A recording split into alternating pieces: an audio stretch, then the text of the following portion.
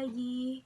Perkenalkan, nama saya Farhanahda Prastika Saraswati dari Kampus Harapan Indah Bekasi, jurusan Psikologi. Pada kesempatan kali ini saya akan menjelaskan materi tentang keterampilan berbicara.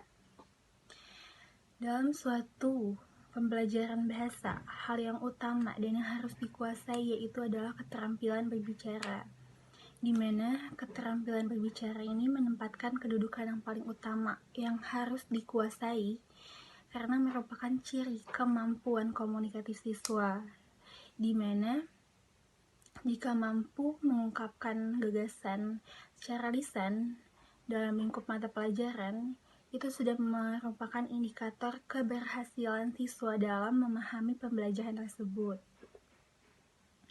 Yang dikatakan Targan yaitu adalah berbicara, kemampuan mengucapkan bunyi-bunyi artikulasi atas kata-kata untuk mengekspresikan, menyatakan, serta menyampaikan pikiran, gagasan, dan perasaan. Sedangkan sebagai wujudnya, berbicara disebut sebagai alat atau alat untuk mengkomunikasikan gagasan yang disusun serta dikembangkan sesuai dengan kebutuhan sang pendengar atau penyimak.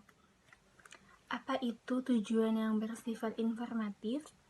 Tujuan yang bersifat informatif itu dipilih oleh pembicara untuk mengungkapkan gagasan-gagasannya yang sifatnya membangun pengetahuan untuk si pendengar.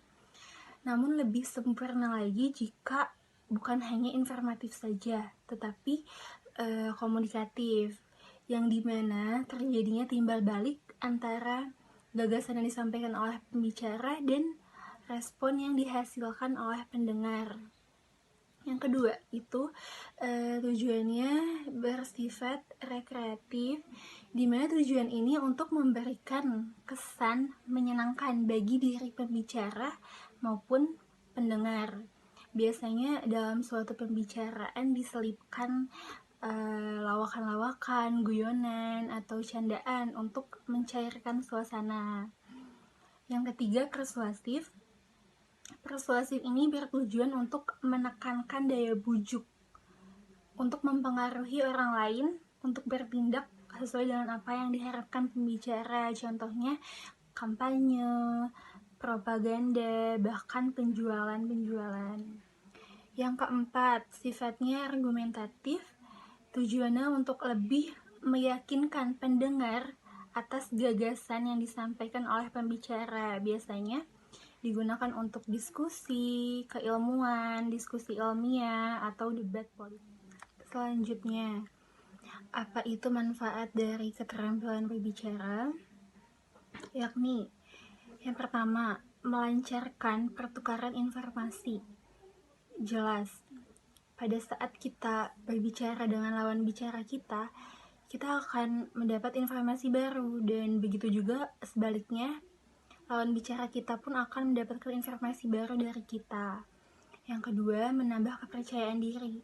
Dengan kita berbicara di depan umum misalnya, kita mampu mengemukakan gagasan apa yang kita pikirkan, itu lebih membuat kita percaya diri gitu. Yang ketiga, komunikasi antar individu dan kelompok menjadi lebih efektif. Jelas. Yang keempat, salah satu faktor mempermudah memperoleh pekerjaan. Ya, ini contohnya kayak seperti di interview ya, pada perusahaan atau institusi tersebut. Kita mampu berbicara dengan baik pun itu akan mudah memperoleh pekerjaan karena kita mampu mengemukakan apa yang ada di pikiran kita. Selanjutnya, prinsip pembelajaran berbicara.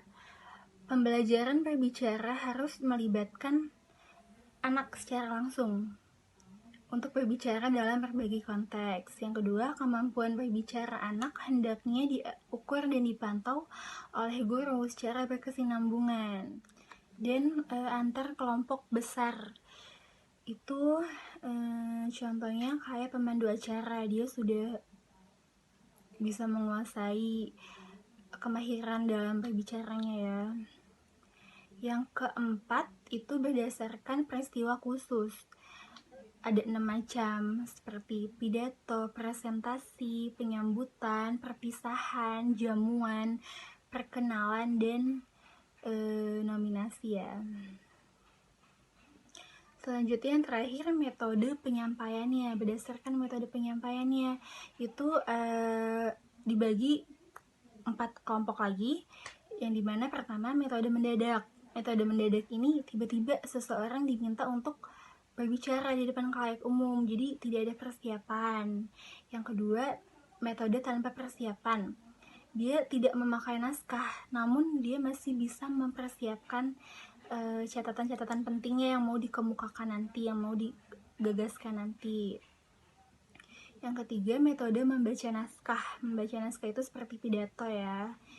Dan yang terakhir, metode menghafal. Ini apa yang sudah dihafal itu dikemukakan gitu. Selanjutnya, faktor-faktor yang mempengaruhi kemampuan berbicara itu seperti kepekaan terhadap fenomena. Faktor ini berhubungan dengan kemampuan berbicara untuk menjadikan fenomena sebagai sumber ide. Jadi apapun yang ada di sekelilingnya ini, dia mampu menjadikan itu sebagai sumber idenya. Yang kedua, kemampuan kognisi dan kemampuan imajinasinya. Daya dukung kognisi dan imajinasi pembicara yang baik mampu menentukan kapan ia akan menggunakan kognisi dan imajinasinya. Kognisi itu keyakinan seseorang tentang sesuatu yang didapatkan dari proses berpikir tentang seseorang atau sesuatu. Yang ketiga, kemampuan berbahasanya. Kemampuan pembicara untuk mengemas ide dengan bahasa yang baik dan benar. Dalam faktor bahasa, pembicara hendaknya menguasai seluruh tatanan linguistik dan fenom dari fonem hingga semantik pragmatik sehingga tepat dalam makna dan kondisinya. Dan yang cadel seperti saya itu sebenarnya ada hambatan ya ketika berbicara, jadi tuturan yang dihasilkan kurang sempurna. Kemudian yang keempat, kemampuan psikologisnya berhubungan dengan kejiwaan.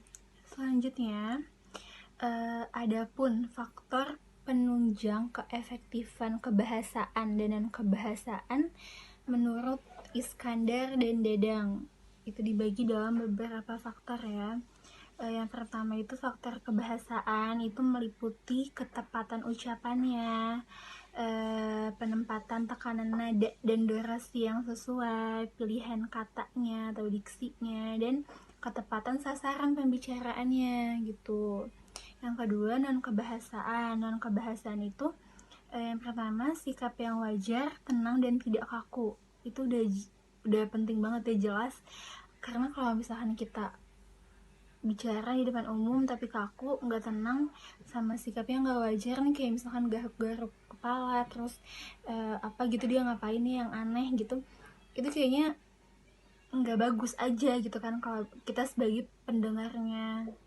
Yang kedua, pandangan harus diarahkan kepada lawan bicaranya. Itu udah pasti, karena kalau misalkan kita ngomong nih, kita bicara sama lawan bicara kita, cuman kita ngeliatnya kemana-mana gitu kan, yang dengerin juga lo ngomong sama siapa, gue gitu kan, dia kayaknya aneh gitu ya. Terus yang ketiga, kesediaan menghargai pendapat orang lain. Iya, itu udah pasti. Pembicara dapat memfasilitasi produksi ajaran mereka dengan menyederhanakan struktur, memformulasikan ekspresi, dan penghilangan kesan ragu-ragunya juga untuk keterampilan kompensasi yang melibatkan penggunaan rumusan ekspresi yang mudah, koreksi diri, pengulangan atau pengurangan keraguan-raguan, sehingga membuat pembicara menjadi fasih, bahkan merasa bahwa situasi berbahasa ini cukup baik, akan melakukan pembicaraan dengan baik pula gitu kan. Jadi bahwa situasi berbahasa yang cukup baik itu akan melakukan pembicaraan dengan baik pula. Jadi kalau misalkan situasi berbahasa dia nggak baik nih, itu dia pembicaraan dengan lawan bicaranya tuh pun tidak baik juga gitu. Oke, sekian penjelasan materi 5 ini tentang keterampilan berbicara. Kurang lebihnya mohon maaf. Terima kasih, selamat pagi.